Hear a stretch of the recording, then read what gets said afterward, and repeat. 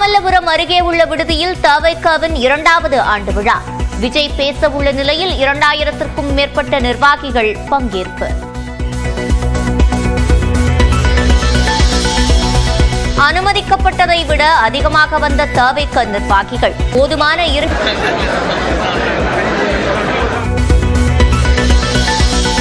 சென்னை நீலாங்கரையில் உள்ள விஜய் வீட்டிற்குள் காலணி வீசிய நபரால் பரபரப்பு. முன்னுக்கு பின் முரணாக பேசியவரை அழைத்துச் சென்று காவல்துறையினர் விசாரணை. மார்ச் 5 அனைத்து கட்சி கூட்டத்திற்கு அதிமுக, பாஜக, தவைக்க உள்பட 45 கட்சிகளுக்கு தமிழ்நாடு அரசு அழைப்பு. பாமக, அமமுக உள்ளிட்ட கட்சிகளுக்கும் அழைப்பு விடுப்பு. தஞ்சாவூர், திருவாரூர், நாகப்பட்டினம் உள்ளிட்ட 6 மாவட்டங்களில் நாளை முதல் 2 நாட்கள் கனமழை. மயிலாடுதுறை, புதுக்கோட்டையில் 2 நாட்கள் கனமழை பெய்யும் என கணிப்பு. கன்னியாகுமரி, நெல்லை, தூத்துக்குடி, ராமநாதபுரம் மாவட்டங்களில் நாளை முதல் 3 நாட்கள் கனமழைக்கு வாய்ப்பு. விருதுநகர், சிவகங்கை மாவட்டங்களில் நாளை மறுநாள் கனமழை பெய்யும் என வானிலை மையம் தகவல். அடுத்த கல்வி ஆண்டு முதல் 10ஆம் வகுப்புக்கு 2 முறை பொதுத் தேர்வு நடத்த சிபிஎஸ்இ முடிவு. வரைவு கொள்கை குறித்து வரும் 9ஆம் தேதி வரை பொதுமக்கள் கருத்து தெரிவிக்கலாம் என அழைப்பு. திராவிட இயக்கத்திற்கு எந்த மொழி மீதும் பகை கிடையாது என தொண்டர்களுக்கு எழுதிய கடிதத்தில் முதலமைச்சர் கருத்து. ஹிந்தி திணிப்பில் மத்திய உள்துறை அமைச்சர் அமித்ஷா, கல்வி அமைச்சர் தர்மேந்திர பிரதான் தீவிரம் காட்டுவதாகவும் குற்றச்சாட்டு. மகா கும்பமேளாவின் கடைசி நாளில் புனித நீராட குவிந்துள்ள பக்தர்கள். ஹெலிகாப்டரில் இருந்து மலர் தூவி வரவேற்பு.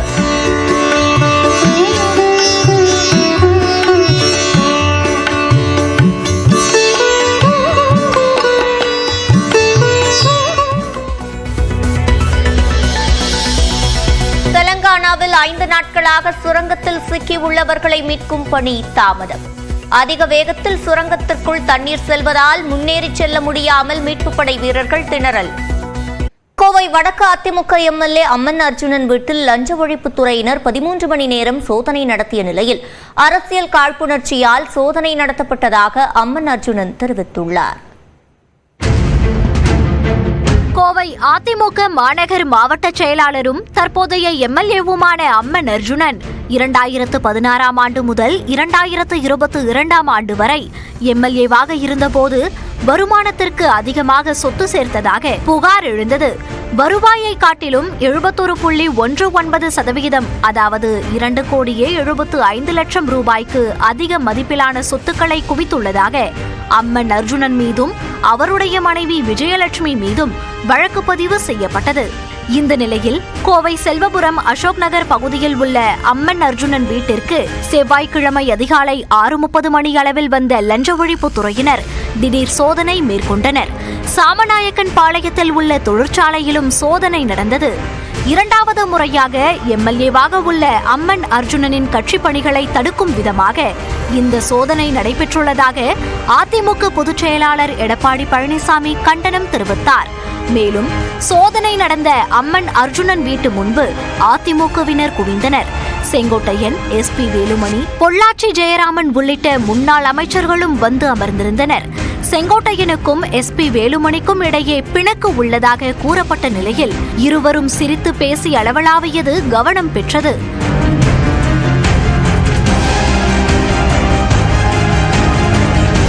சுமார் 13 மணி நேர சோதனைக்கு பிறகு லஞ்ச ஒழிப்புத்துறை அதிகாரிகள் திரும்பி சென்ற நிலையில் அங்கு திரண்டிருந்த அதிமுகவினர் கோஷங்களை எழுப்பி அம்மன் அர்ஜுனனை வரவேற்றனர். அப்போது செய்தியாளர்களை சந்தித்த அம்மன் அர்ஜுனன் எத்தனை சோதனை நடந்தாலும் எதிர்கொள்வோம் என்று கூறினார். இது சோதனைங்கிறது ஒரு காழ்ப்புணர்ச்சியில பண்றாங்க. 2,75,00,000 அக்கௌண்ட்ல இருக்கு.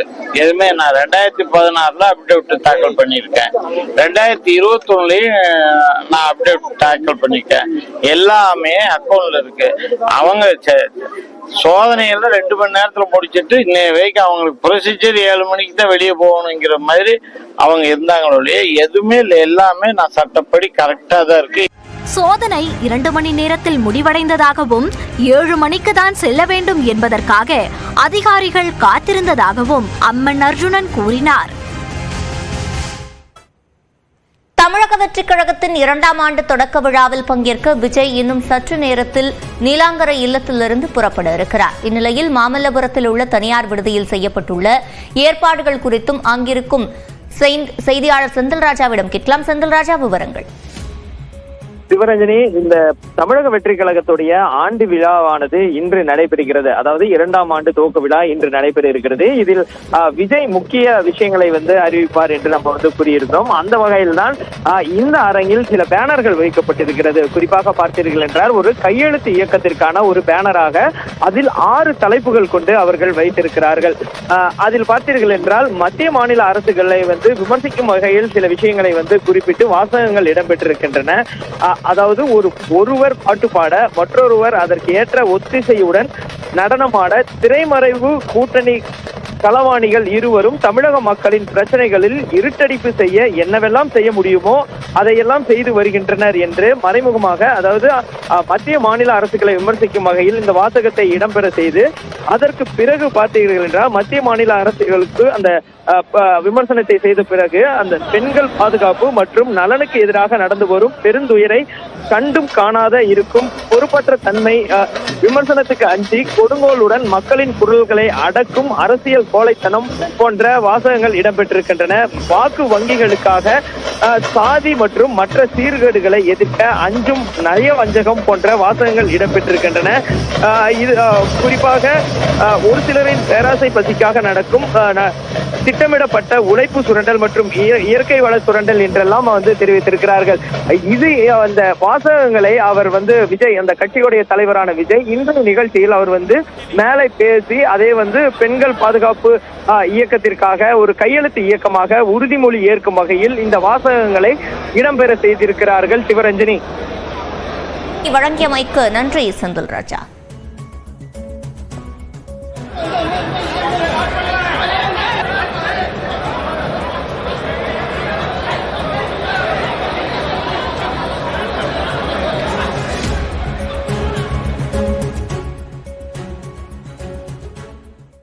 மக்கள் தொகை அடிப்படையில் நாடாளுமன்ற தொகுதி மறுசீரமைப்பு விவகாரத்தில் வரும் 5ஆம் தேதி அனைத்துக் கட்சி கூட்டத்திற்கு முதலமைச்சர் மு.க. ஸ்டாலின் அழைப்பு விடுத்துள்ளார்.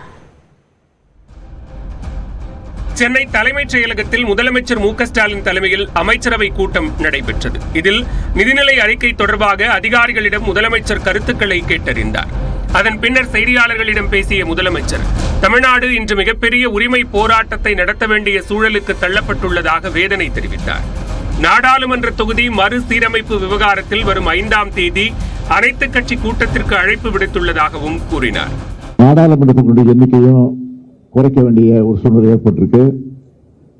இப்போ நாடு முழுக்க இருக்கக்கூடிய மக்கள் அடிப்படையில் தொகுதிகளை பிரிச்சா தமிழ்நாட்டில் இருக்கக்கூடிய தொகுதிகளில் 8 தொகுதிகளை இழக்க வேண்டிய ஒரு சூழ்நிலை ஏற்பட்டிருக்கு. நமக்கான பிரதிநிதித்துவம் குறைஞ்சு போயிடும். அதிக மக்கள் தொகை கொண்ட மாநிலங்களுக்கு அதிக பிரதிநிதித்துவம் கிடைக்கும். இதனால் தமிழ்நாட்டுடைய குரல் நசுக்கப்படுது. தொகுதி மறுசீரமைப்பு என்ற பெயரில் தென்னிந்தியாவின் தலைக்கு மேல் கத்தி தொங்கிக் கொண்டிருப்பதாகவும் முதலமைச்சர் எச்சரித்தார்.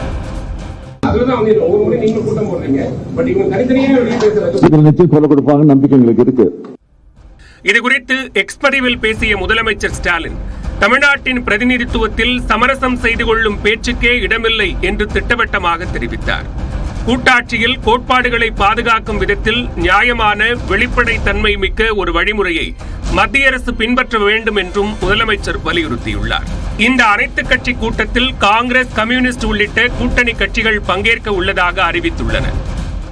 மக்கள் தொகை பெருக்கத்தை கட்டுப்படுத்த குடும்ப கட்டுப்பாடை கொண்டு வந்தார்கள். இதை தமிழ்நாடு அரசு, தமிழ்நாடு மக்கள் கடைபிடித்தார்கள். இதற்கு தண்டனை 9 நாடாளுமன்ற தொகுதிகளை குறைப்போம் என்று சொல்லலாமா? இதுதான் சமூக நீதியா? இதுதான் அரசியலமைப்பு சட்டத்தை மதிக்கின்ற ஒன்றிய அரசா? இதுகுறித்து நியூஸ் 8 தமிழ்நாட்டுக்கு பேசிய முன்னாள் அமைச்சர் ஜெயக்குமார், தொகுதி மறுசீரமைப்பின் மூலம் தமிழ்நாட்டின் உரிமையை பறிக்கும் மத்திய அரசின் செயலை ஏற்க முடியாது என்றார். ஒரு தமிழ்நாட்டினுடைய அந்த உரிமைகளை பறிக்கின்ற ஒரு விஷயமாக நிச்சயமாக மத்திய அரசு ஈடுபடுவது என்பது ஒரு ஏற்றுக்கொள்ள முடியாத ஒரு விஷயம், ஒரு கண்டிக்கத்தக்க விஷயமாகத்தான் நிச்சயமாக பார்க்க முடியும். எனவே எங்களுடைய அந்த நிலைப்பாடை தெளிவாக இந்த அனைத்து கட்சி கூட்டத்திலே அது அந்த நேரத்தில் கலந்து கொள்வதா இல்லையான்றது கட்சி முடிவு செய்யும். தொகுதி மறுசீரமைப்பு பிரச்சனையில் அனைத்து கட்சிகளும் ஒன்றிணைந்து ஒருமித்த குரலாக எதிர்ப்பை வெளிப்படுத்த வேண்டும் என்றும் சீமான் தெரிவித்துள்ளார். சீர்திருத்தம்ங்கிற பேர்ல சீரழிக்கிறது எப்படி ஏற்கிறது? அதனால அது தேவையில்லாத போராட்டங்களை நமக்கு உள்ள திணிக்கிறாங்க. மாநில உரிமைன்னு வரும்போது எல்லாரும் சேர்ந்து நின்று தான் ஆகணும். அது சரிதான். எல்லா ஆற்றலையும் சேர்த்து ஒருங்கிணைச்சு ஒற்றுமொத்த குரலாக ஒரே மாதிரி எதிர்ப்பை தெரிவித்து இது அவசியம் இல்லைன்னு நம்ம தடுக்கணும். அதே சமயம் எம்பி தொகுதிகள் குறைப்பு என்ற கற்பனையின் மூலம் முதலமைச்சர் ஸ்டாலின் குழப்பத்தை ஏற்படுத்த முயற்சிக்கிறார் என தமிழ்நாடு பாஜக தலைவர் அண்ணாமலை குற்றம் சாட்டியுள்ளார். செகண்ட், மத்திய அரசு எங்கேயும் கூட தொகுதி மறுசீரமைப்பு எங்கேயுமே சொல்லல. அதற்கு ஃபர்ஸ்ட் சென்சஸ் நடத்தணும், மக்கள் தொகை எடுக்கணும். மக்கள் தொகை மட்டுமே மறுசீரமைப்புக்கு பயன்படுத்துவோமா அப்படின்னு தெரியாது, பயன்படுத்த போவது கிடையாது. தொகுதி மறுவரையறை என்ற பெயரில் தமிழ்நாடு உள்ளிட்ட மாநிலங்களின் தலையில் கத்தி தொங்கிக் கொண்டிருப்பதாக முதலமைச்சர் ஸ்டாலின் பேசியிருந்த நிலையில் அதற்கு ஆதரவாக எக்ஸ் சமூக வலைதளத்தில் கருத்துக்கள் #FAIR DELIMITATION FOR TN என்ற பெயரில் பதிவிடப்பட்டு ட்ரெண்ட் ஆகின.